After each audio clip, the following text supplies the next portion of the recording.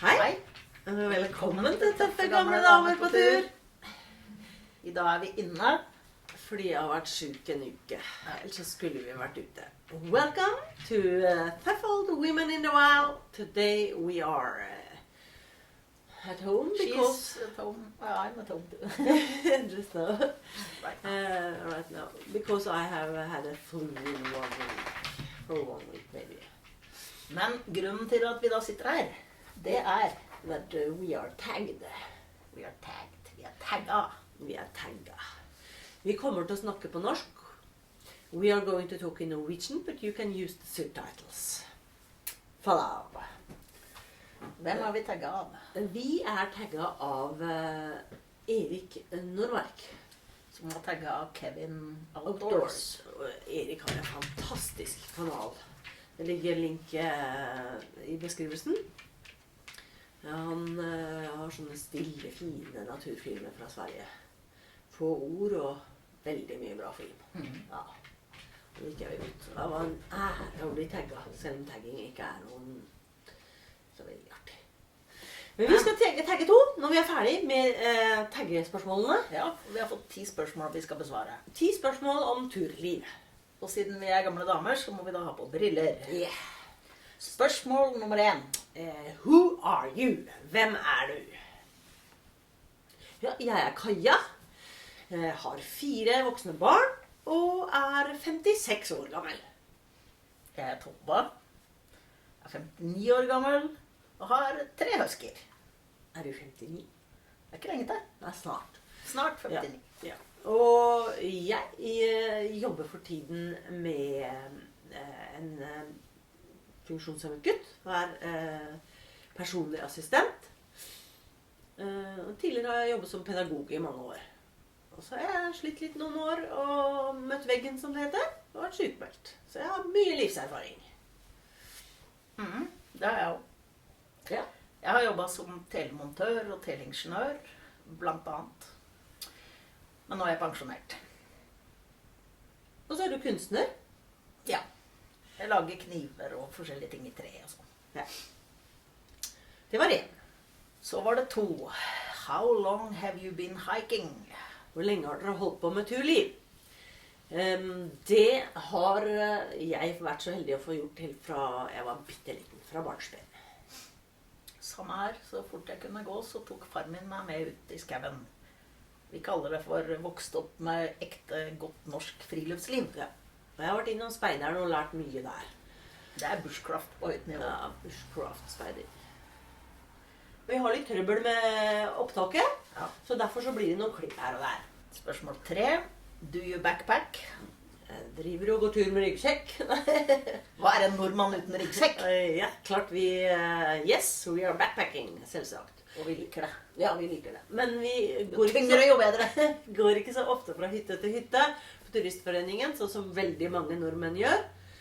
For vi liker å stoppe der vi vil, sove der vi vil, ikke være sammen med så grusomt mange. Være for oss selv. Så derfor har vi telt eller sovepose eller noe i sekken. Jo tyngre sekk, jo bedre. Sier Tove. Hun er verdensmester. I styrkraft. Ja.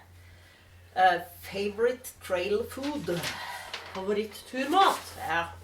Selvfisket ørret. Gjerne stekt på bål, med pannekaker, med selvplukkede blåbær eller multer på til dessert. Spørsmål 4 var det. Spørsmål 5. Longest distance traveled. Hvor langt har dere vært på tur? Der har de forrige folka før oss i denne taggerunden svart litt forskjellig. Noen har svart i kilometer, og noen har svart i dager. Siden vi ikke bryr oss om kilometer, Nemlig. så svarer vi i dager. Ja. Og den lengste turen vår var 8 dager. 8 sammenhengende dager på tur uten å være innom bunkring. Ja. Og så spørsmål 6. Most repeated hike. Hvor har dere oftest vært på tur? Siden vi ofte går utenom stier, så har vi tenkt å si favorittområder. Ja. Og det er jo området rundt der hvor vi bor, i Telemark, Grenland. Jeg har akkurat kommet hjem fra 20 kilometer på spark med Vikna. I Bamble. er nydelig turområde her. Det er et område, ellers så er Aurlandsfjella, Nordfjella oppe i Aurland, det har vært vårt favorittområde i mange år. Der har vi vært mange ganger. Og Austeiane i Fyresdal. Ja. Der er det lite folk. Yeah. Så ikke kom dit.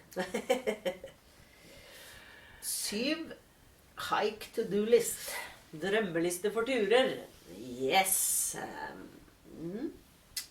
Her står det Nord-Norge. Nord-Norge på sommeren. Ja, der har vi ikke vært. Det er en fin del av Norge, det vet jeg. En stor og fin del, der har jeg veldig lyst. Men det var den eldste huskyen min da. Hun er så redd for å kjøre bil. Så vi kan ikke kjøre i dagevis med hun. Nei, så vi venter til hun en gang forlater oss, og så drømmer vi om å få til det. Og så drømmer vi om en tur til Grenland. Ja. For der er Tove bodd. Ja, der er det villmark. Og du får aldri Grønland ut av hjertet hvis du har vært der en gang. Hvilke spørsmål er det nå, Tove? Ja, så har vi at vi ønsker å utforske og finne nye områder da. Det er klart. Det er en skikkelig drøm. Bestandig lete etter nytt. Ja. Så derfor er vi alltid åpne for forslag. Et sånt forslag er Langsua nasjonalpark, som vi har fått av noen av dere abonnenter. Takk.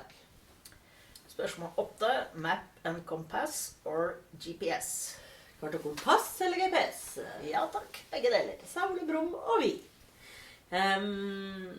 Ja, jeg bruker mye GPS. Jeg er god på GPS, Sånn du er like teknikeren. tekniske duppedingser. Og Tove er ganske god til å lese kart, men begge så kan vi det der med å orientere oss på kart da, men vi liker å ha begge deler. Ja, men jeg føler en trygghet ved å ha med kart og kompass som vi kan bruke. 9. Who do you hike with? I want to hike with Tove. Jeg er på tur med Tove. Og jeg er på tur med Kaja, eller alene med bikkjene mine. Ofte alene på tur. Du liker det. Du har alltid vært en sånn ytterligger og einstøing. Men jeg er så heldig at jeg får henge på av til da. Det er koseligst når Kaja er med da. Ja. Spørsmål 9, ja, det var spørsmål 10. What do you look for in a hike? Det siste spørsmålet. This is the last question. Mest mulig urørt natur, med minst mulig folk. Hva liker du best på turene? Her ser du etter. Mest mulig urørt natur og minst mulig folk. Ro og fred i sjelen. Stillheten. Stillhet. Og mestringsfølelse. Få utfordringer. Og mestre det. Og så det som jeg pleier å si, at du er så lenge ute at din egen puls begynner å slå i takt med naturens rytme. Det er lykke på høyt nivå. Ja, det er verdens beste medisin for all verdens plager, altså. Og så var det de vi ville tagge da. Ja, vi har litt trøbbel med opptaket, så derfor så blir det noen klipp her og der. Hei folkens, nå har Tove blitt syk også.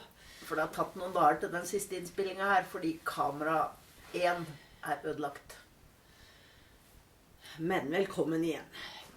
Vi vil gjerne tagge 2 fine kanaler, Norwegian Woods og Friluftslivets gleder. Norwegian Woods har mange abonnenter og har holdt på en stund og kommer fra Østfold. Og han har lange filmer. Dyktig fyr. Dyktig fyr. Absolutt verdt å ta en titt. God liv, verdt å ta en titt. Han viser dere forskjellige ting og forteller mye om fra norsk og skandinavisk kultur og natur. Og så har vi Friluftslivets gleder. Som har med, det er Håkon som har med seg hunden Ulf.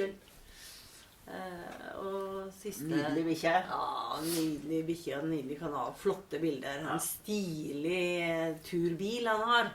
Liten venn. Siste halvåret har vi fulgt han til Nord-Norge. Så sjekk hans kanal også. Sjekk kanalene. Og takk for at dere fulgte med. Dere kan være glad dere ikke kan smittes gjennom film. Ikke sant? Det er for det. Men velkommen igjen. Når vi blir friske, så drar vi ut igjen. Yeah! Det gleder vi oss til. Ja. Og da tar vi dere med. Så ha det bra. Takk for nå. Men nå tror jeg dør. Hva skal vi gjøre med det her da? Vi må kjøpe nytt kamera. meg, så litt her, for det ser ikke ut som det er her. Noe av det. Nei.